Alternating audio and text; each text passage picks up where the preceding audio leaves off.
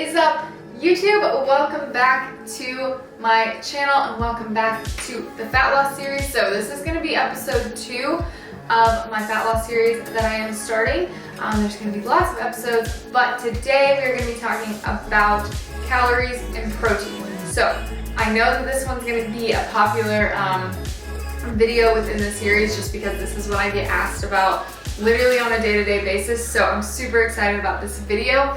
If you are new here, my name is Sydney Tollett.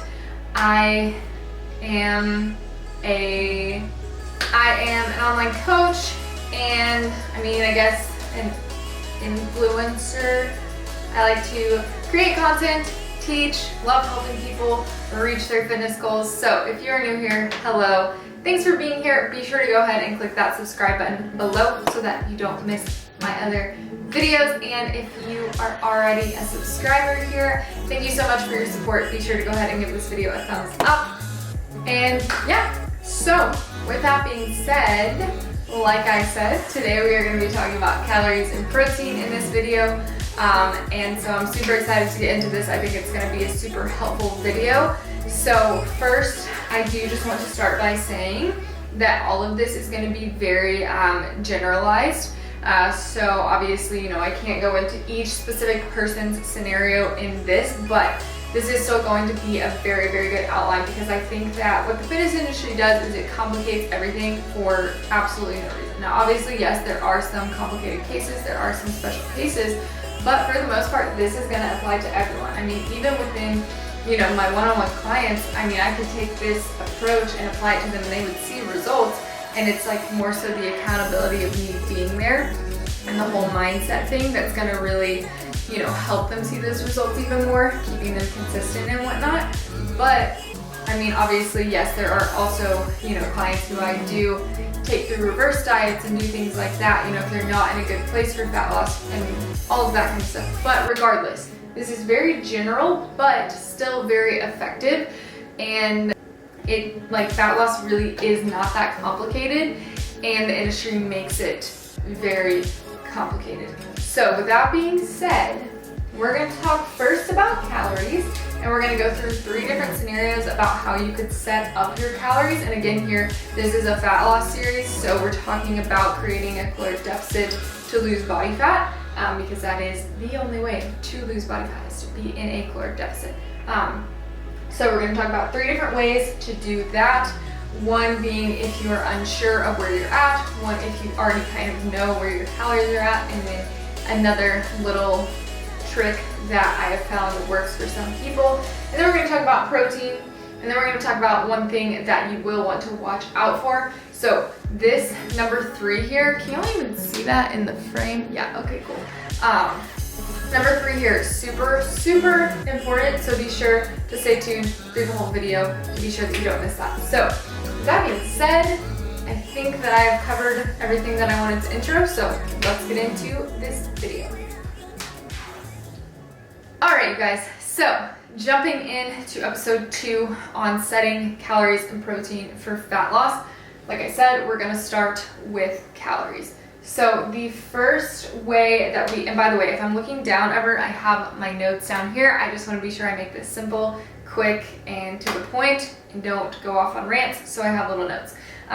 So the first thing, if you're unsure of what you're eating, if you're somebody who's just kind of doing whatever all the time, and you're not really sure where your calories are at, you're not really sure what your maintenance is, you're not really sure about anything, then I would say this will probably be where you're going to start. So this is going to be, and I brought a little Sharpie this time so I could actually fill in the blanks because in the last video I didn't.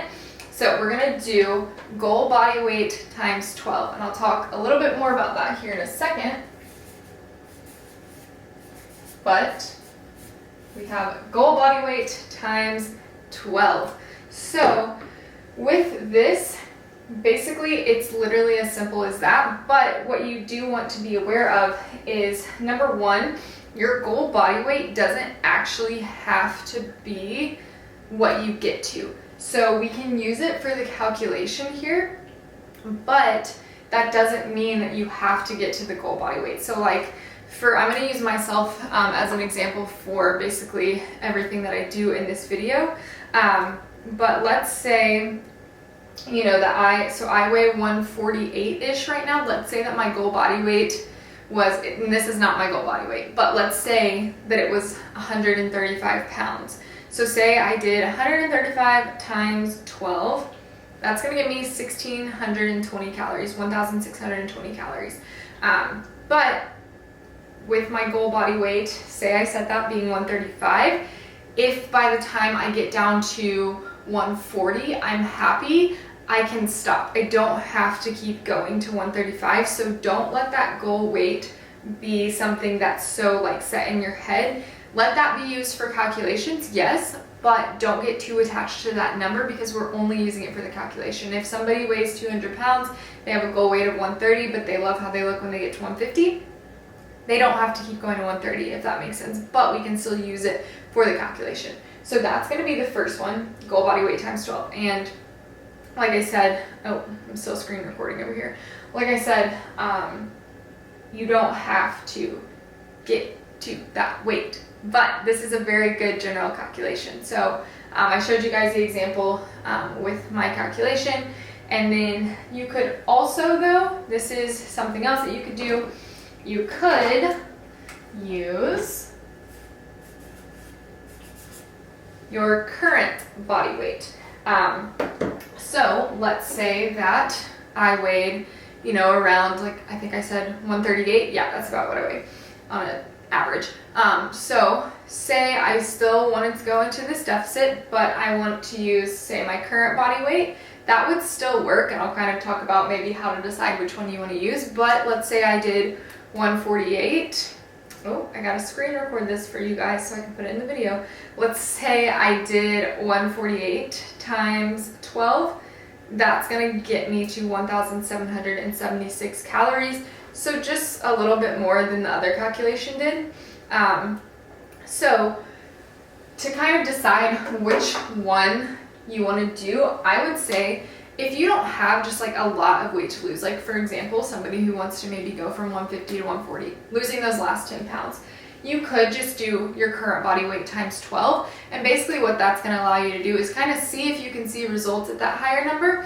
And then if you're not, no big deal. We're not in a big rush here. You can always decrease from there. But like if you're somebody who does say you're, you know, 200 pounds, just throwing out a random number, everybody's gonna be in a different place. But say, you know, you're 200 pounds, you wouldn't necessarily want to do 200 times 12. So maybe you start with 160. But if you are somebody who is overweight or obese, I would say don't jump all the way down to your end goal weight. So say you weigh 250 pounds, one day you want to weigh 150. I would not set your calories at 150 times 12 straight off the bat. I would just go ahead, set like a starting goal before your end goal. So maybe if you do weigh 250, maybe your first goal is 200.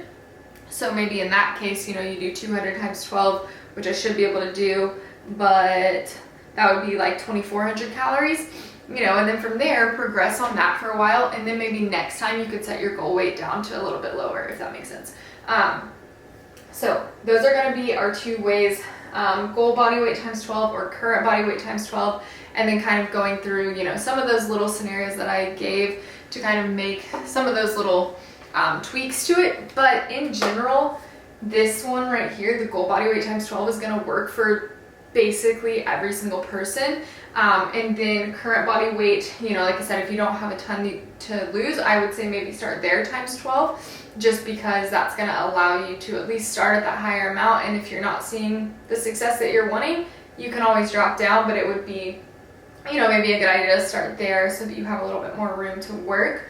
What we don't want to do is like slash calories way down and then like only make progress for a short time and then have nowhere else to go from there. So this is going to be a really good calculation. And again, it is a generalized calculation, but still very effective, still very good.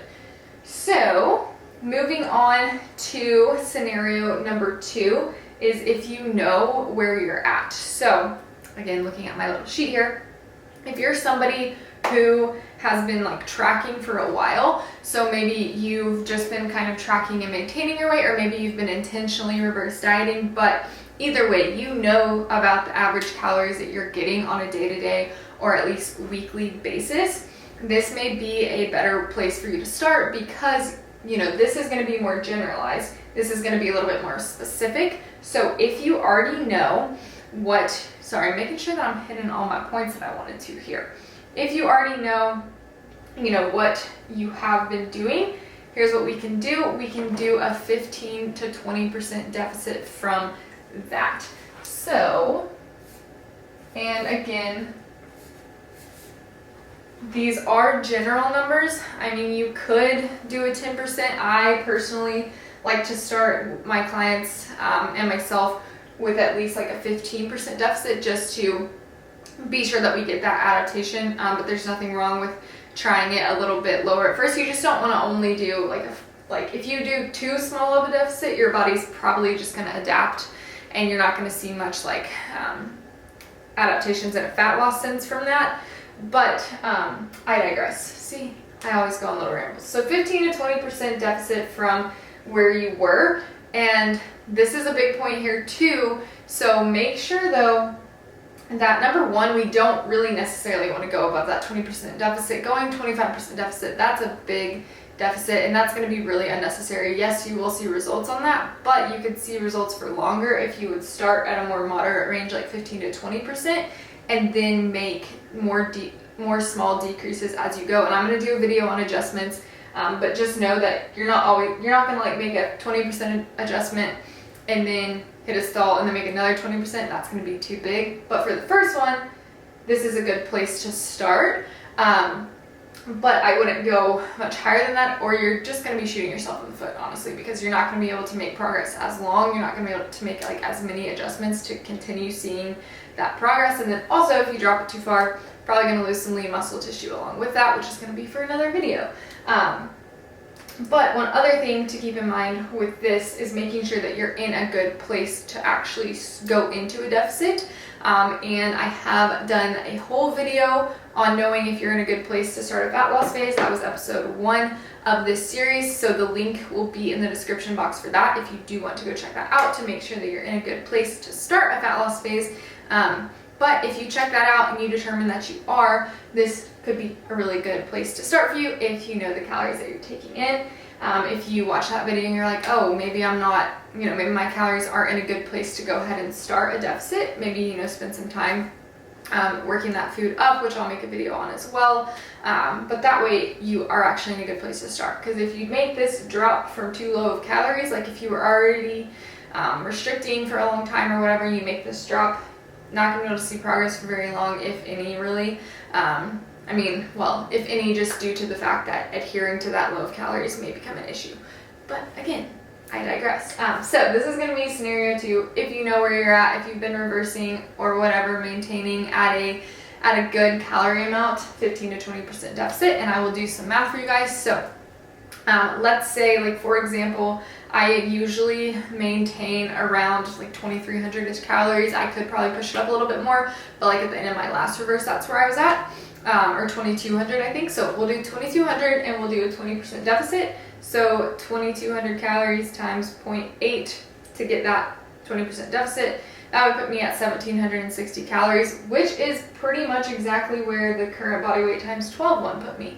So as you can see, this one's pretty accurate, but this is going to be more specific to your situation. So yeah, that would be that. So that would be 1,760 calories a day to create that initial deficit. And then the third way to go about determining the calories that you need for fat loss is going to be to do a trial period. So basically for this, what you would want to do is just track your intake for about 2 weeks or so and get an average. And you want to not really change anything. Now, granted, most people will end up changing at least some stuff because you just like see what you're tracking and you're like, oh, that's that many calories, I probably shouldn't have that. But you want to try to do generally, what you normally do, and you want to track your weekends. So if you normally have a burger and fries and 4 beers on the weekend, track those because you want to get a very accurate estimate. So I would say, and then what you want to do is get an average though. So you want to take all the days of the week, all those calories, add them up, divide them by 7, get an average for week 1, average for week 2. And then if you maintain weight, that's probably about your maintenance calories. And then what you could do is do this little calculation here, 15 to 20% deficit But if you say you had been gaining, maybe you gained 1 pound or 2 pounds or whatever over that 2 weeks, then you're probably in a surplus. So from there, I would say, you know, we'll need to bring calories down a bit. So you could, I mean, you could just bring them down a little bit more, or you could, you know, just go with this one, this very first equation here. And then if you were losing weight, then you're probably already in deficit.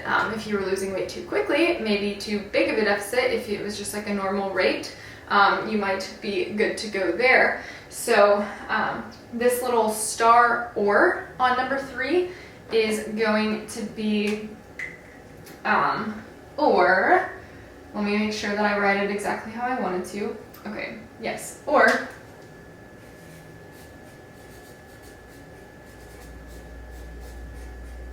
start with number 1. So honestly, this way, if you're wanting to get into a fat loss phase, you're probably like, I don't want to wait 2 weeks to do that.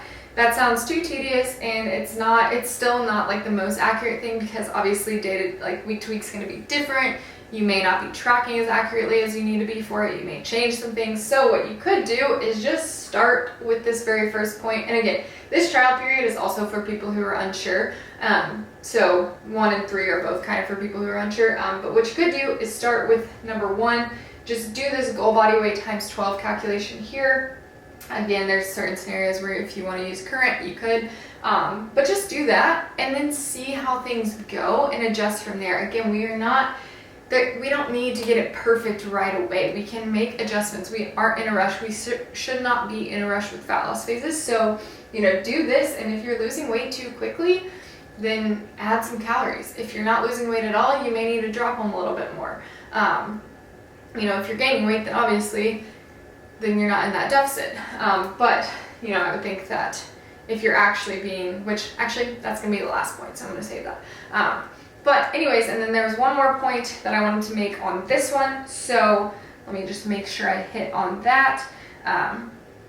So what, you know, a good like rate of weight loss, like if you do say you just test this out, I would say, you know, if we're losing about 1% of our body weight per week, that's going to be a pretty good rate of weight loss. Even like 0.5% per week, that's also going to be good. So I would say, you know, if you're losing like 3% body weight per week, and that kind of thing with, you know, this calculation, maybe add some food, because maybe you could get away with losing some body fat on a little bit higher calories so that you can make more adjustments, continue making progress. Obviously, there are always special scenarios, so a couple things, you know, with that would be like if somebody is obese, overweight, whatever, you know, you may be able to get away with some bigger drops right at first. And then also for somebody who maybe is just kind of starting to get into this healthy lifestyle and whatever, you may see an initial bigger drop than you will later, just from like water retention going down, things like that. Or like if you're somebody who was eating a high carb amount and then you do go into this deficit, then, you know, you may have less glycogen, and then less water stored with that glycogen. So the first couple of weeks, I wouldn't take I guess I would take them with a grain of salt, because they may be a little bit higher rate of weight loss at first, or the opposite could happen. You could also have a lot of other factors, which I'm going to do a whole video on, like why the scale like stalls and stuff. But basically, I would just give it a few weeks either way, because sometimes, you know, things can stall and then start working for us. So I would give it a couple weeks and then kind of see, okay, is this an actual reasonable rate of weight loss, things like that. And then also be sure that with that, you're looking at averages. But again, that's going to be in another video. This video is about calories and protein, and this is what I always do. I always go on little tangents. So next, we are going to get into protein. But before we get into that, if you are enjoying this video, if you liked this little section, if that was helpful, please be sure to give this video a thumbs up and subscribe. And again, I am going to be doing a lot more videos on all these little details that I keep wanting to rant on. I'm going to do full videos on all of them, so be sure that you are subscribed below so that you don't miss those. But with that being said, let's get into protein. So this one is going to be super simple, so don't worry. This isn't going to take up too much of your time, but stay tuned for number 3 because it's super important. So protein, here we go. Watch how easy this is.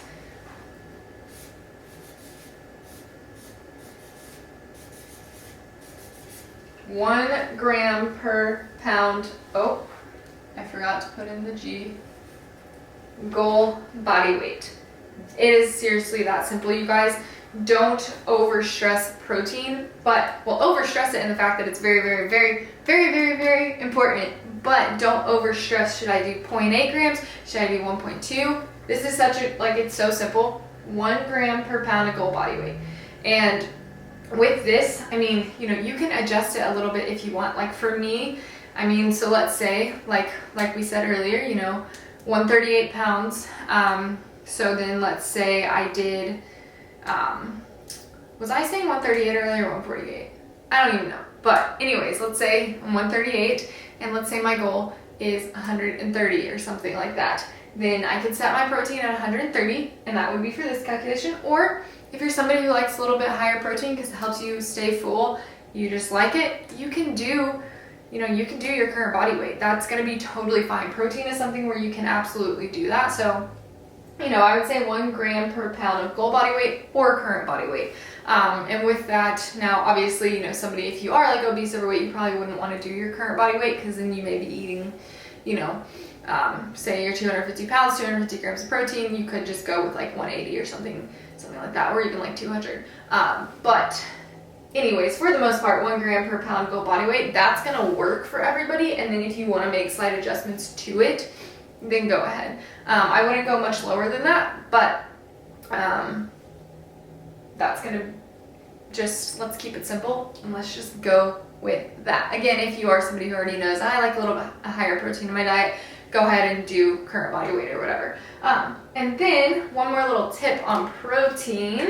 So you want to, if you're somebody who was just like, oh my gosh, I need that much protein, watch how easy this is, you guys. So let's just say that you're somebody and you just did your calculation and it gave you 150 grams of protein. So what you're gonna wanna do is you're gonna wanna divide that by the number of meals that you eat in a day. So I said 150 protein. So let's say that this person who got the calculation of 150 protein eats 5 meals a day. They eat, breakfast, lunch, dinner, something post-workout, and then like a snack. So 150 divided by 5 is 30. So if you break it down like that, then that is just at every meal, 30 grams of protein. If you break it down like that, it's not super complicated, and that's also going to help you stay full throughout the day, stay satiated, all of that. So just break it down, 30 grams of protein a day, and that is a super easy way to figure out about how much not 30 grams a day, 30 grams a meal, how much you need at each meal. And if you have questions on protein sources or whatever, feel free to comment below. If you have questions on any of this, honestly, feel free to comment below. Obviously, for super special scenarios, this is more generalized, but anyways, so moving on from there is going to be the very last point, which is honestly so important. So keep watching. So what we want to watch out for, I'm sure you guys maybe could guess, but this is kind of hard writing down here. Weekends. So the key with all of this is consistency. Consistency. These calories the protein's super important, but then, the protein makes up the calories, so we'll just kind of talk about calories in this sense. If your calories are great Monday through Friday, but then Saturday you go eat an extra 2,000 calories, and then your average for the week ends up being a maintenance or even in some cases a surplus, you're not going to see that fat loss progress that you want. So consistency is huge. And that's not to say that you have to track diligently every single day for the rest of your life to see the fat loss that you want, but you do have to keep the weekends in mind, and you do have to realize that using moderation is going to be a big part of your weekends if you want to see this success. And I actually have an accountability calendar that I have made, because what I am a big believer in is the 80-20 rule plus using moderation within that. So that would be, and whenever you actually do the calculations, say there's like 31 days, in a month usually. So 31 times 0.8 that would be 25 days where we are like spot on our macros, our macros and calories. And then that would leave those other days, maybe you aren't spot on, but like I said, 80-20 plus moderation. With those moderation days, we still have to keep in mind that the calories are still going into our body, so they still count. So making smarter choices for the most part whenever we are, say, eating out or whatever, is going to be big. But, you know, we can still do it. We just have to use that moderation because, again, if we're going crazy with every single day that we don't track, then we could be putting our average at maintenance or surplus. But anyways, I do have an accountability calendar. If you want to get your hands on that, the link will be in the description box. It's just a free download.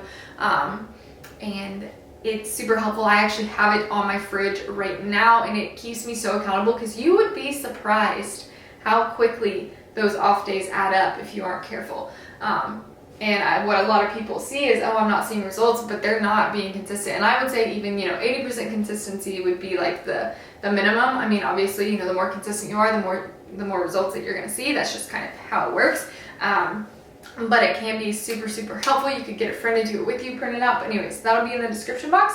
Then I'm also going to be making a video too soon on like different ways to stick to dieting and kind of maneuver the weekends almost. So like with calorie cycling, carb cycling, but that's going to be for a different video. So that is going to be that. And if you guys are looking for an app to track in, I recommend the My Transformation app because it also has like workouts on it, and it's such a cool app. But I'm gonna link that app below. What you can do if you want to get it is just use that link to get it, put in all of your information. I should be listed as your advisor in there. If you go like over to the far right of it and click on my advisor, then you should see my name. If you don't, feel free to comment here and I can get that fixed for you. But within there, you can kind of set up your calories and macros and adjust them to kind of maybe fit what you learned here. You can track in there. Super, super cool app. I will probably do a full video on how to track as well in this Fat Loss series. I'm telling you guys, this series is going to have everything that you need. But if you guys do want that app, if you're looking for something to track in, that'll be below. But other than that, that's gonna be this video. So I hope that you guys enjoyed it. In summary, calories, goal body weight times 12, protein, 1 gram per pound, goal body weight, be consistent, and then all those other little things that I said within there. But give this video a thumbs up if you found it valuable, and drop a comment below. I would love to hear. Go ahead and subscribe so that you don't miss the rest of these. And that is going to be it. So thank you guys so much for watching. I hope that you learned something. I hope that you enjoyed this, and I will see you in the next one. Bye.